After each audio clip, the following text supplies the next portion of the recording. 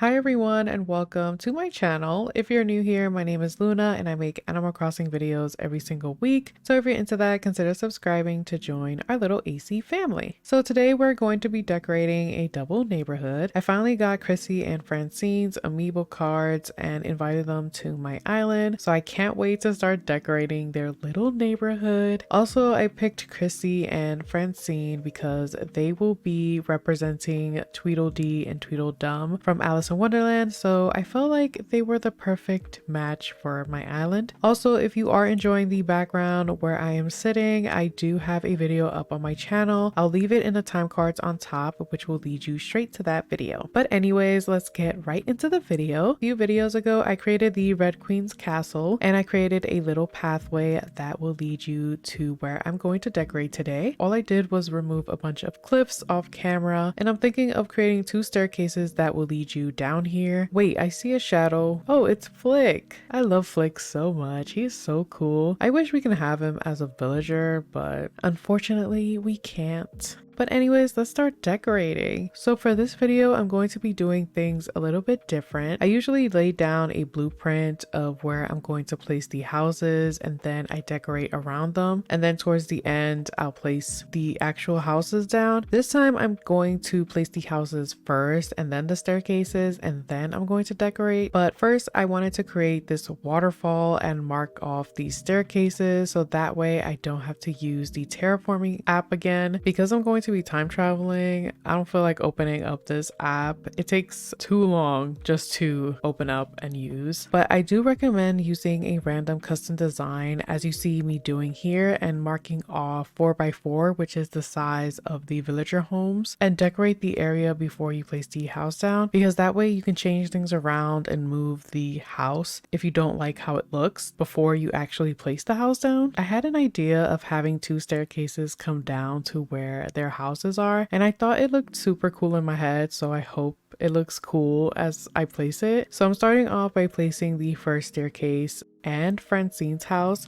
And here I'm adding the second staircase. I love that I can't see anything, but I measured it out beforehand, so hopefully it looks good. And here I'm adding Chrissy's house. I think I might change Chrissy's house into like a more pink, but I'll figure it out later. I just want to take a moment to show you guys Chrissy. She is so cute.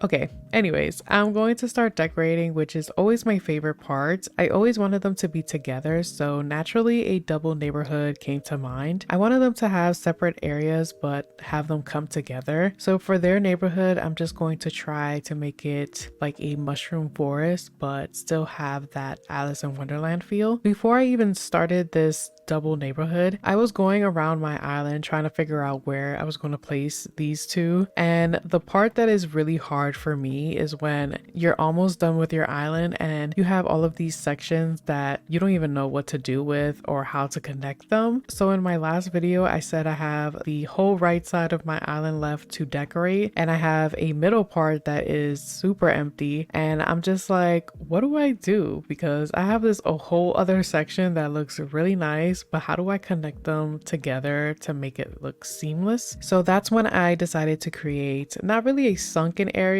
but it kind of looks like a sunken area if you think about it. But I figured if you place two staircases down here, it will just bring you to this area and then right back up again into the next section. And I haven't really seen many people do their staircases like this, and I feel like this is a good way to connect two different areas together when you're introducing a whole different area that might not connect with each other. I did remove my tea party area because I felt like it was in the middle of nowhere and it kind of blocked certain things. So I decided to tear it down and place it somewhere else. I'm still trying to figure that out, so you'll probably see where I place it when I do my island tour video. But after placing these two down, I only have 3 more villager homes left to move, and then I'm able to decorate my beaches. Also, this is super random, but I just wanted to say, because I was super excited, I found found a lost bag on my island, and when I read it, I was like, oh, this is definitely Marshall's bag. And I was like, if it's not Marshall, it's probably Judy's, but I had an inclination that it was Marshall's. So I went to him first and gave him the bag, and he was like, wow, you actually returned my bag and you found it, or whatever he said. And he was like, I got something for you. I was thinking he was gonna give me like an ugly piece of clothing like they all do, but no, he gave me his photo, and he has given me his photo, I'm not even lying to you, about 4 times since I've had this game for almost 3 years. And they weren't back to back, so it took a while in between. I probably could have gotten more photos, but I haven't been playing this game that much. I have 4 pictures of Marshall, which I'm not even mad about, but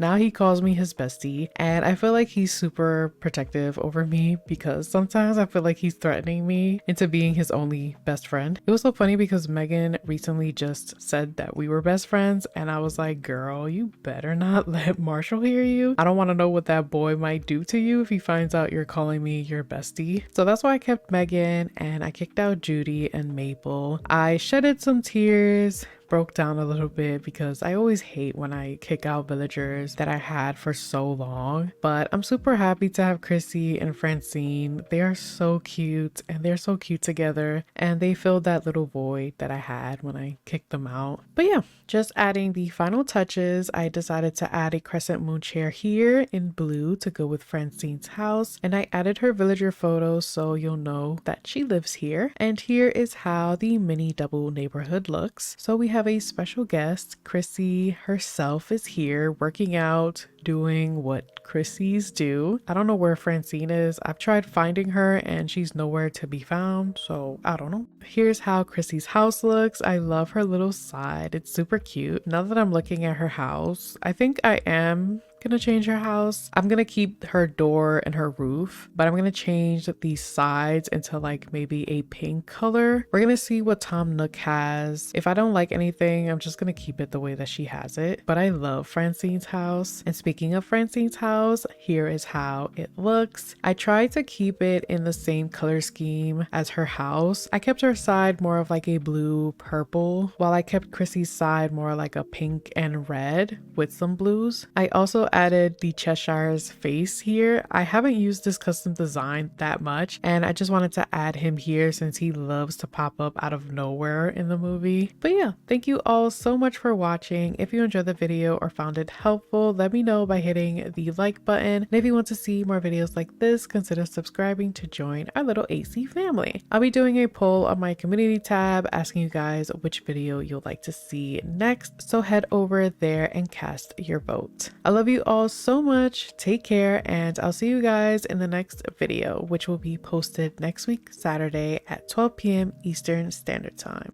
Bye!